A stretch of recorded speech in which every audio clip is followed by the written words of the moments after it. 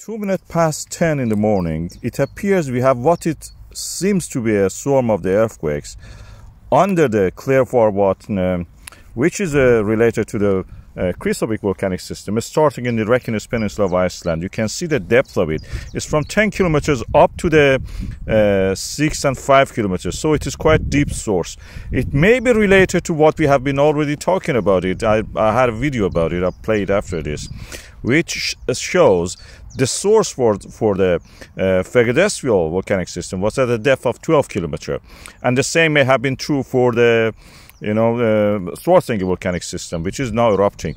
This is the earthquake swarm. I mark it here for you. This is the diagram, which was the latest research about it. This is the latest model that we have for that, 8 to 12 kilometers. So this well fits with the pattern we are sitting. This is the map of the earthquake, the location on the Reykjanes Peninsula.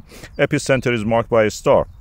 That is where the center of the earthquake on the surface will fall. This is where the boundary between the Eurasian plates and the North American plates are located, as you can see, or American plate, we should call it.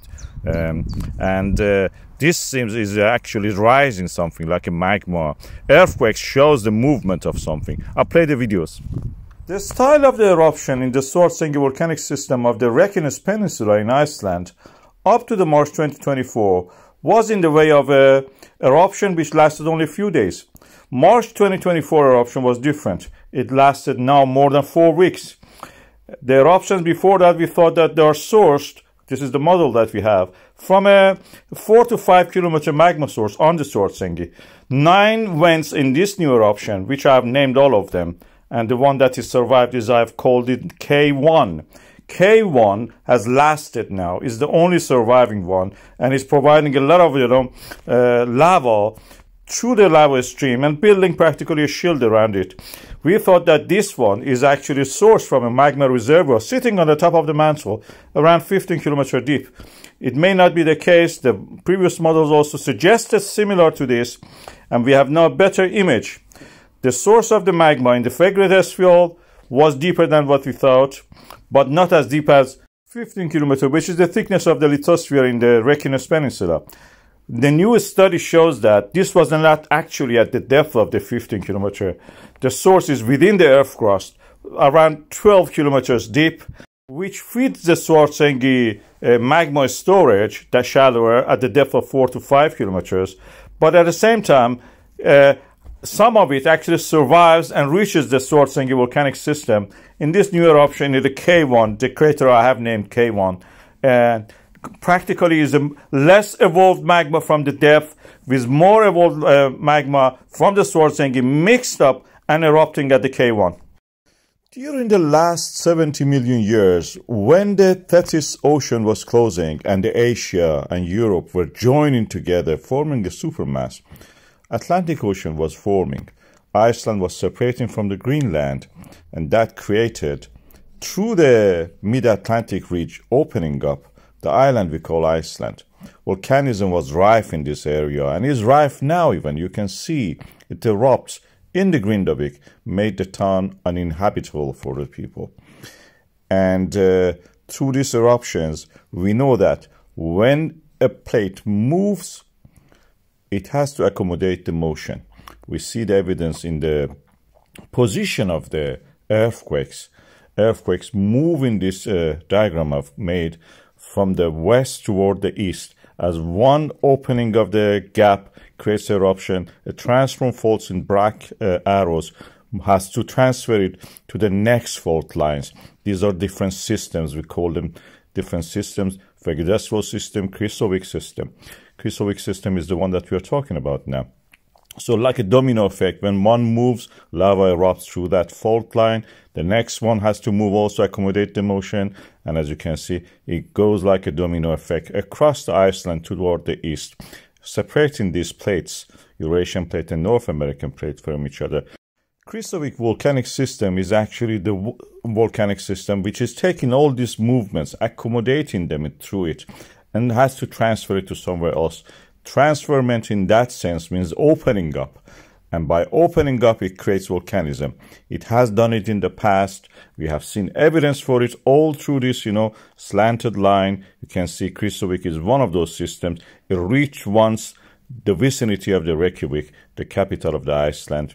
And it can do it again. We see the Fagradalsfjall system, and now movement through that toward the Grindavik, we can see it. And again, this movement is transferred again to the Krýsuvík. Through this mechanism, I like this chart I show you again. Krýsuvík was active in the 12th century for 37 years, created the most huge fire, because fire would mean eruption in that sense. Because the volcanic system is on a very, highly saturated bedrock, it created huge fires, phreatic eruptions. These phreatic eruptions are huge compared to the this little fissure compared to the person standing beside you is amazing.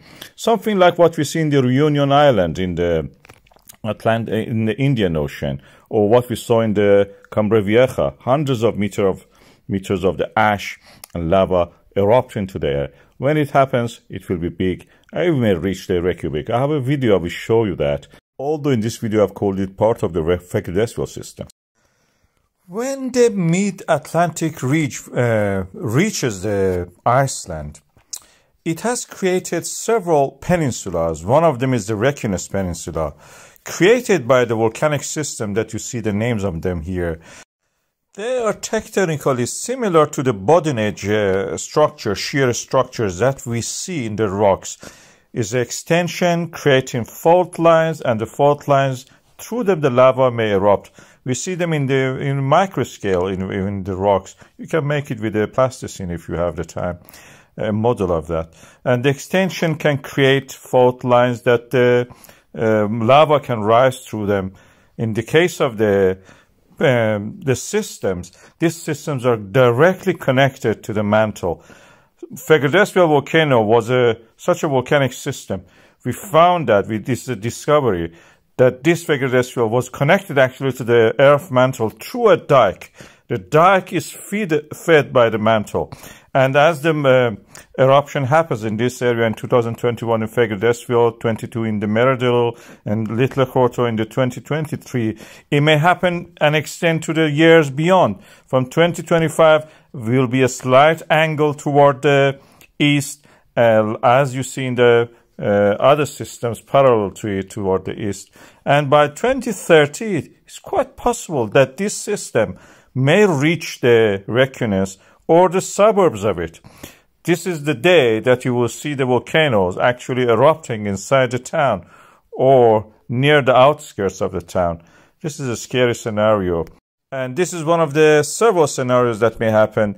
This volcanic system may not reach as far as the Reykjavik, but in this model that I presented, if it reaches there, that will be just outskirts of the town.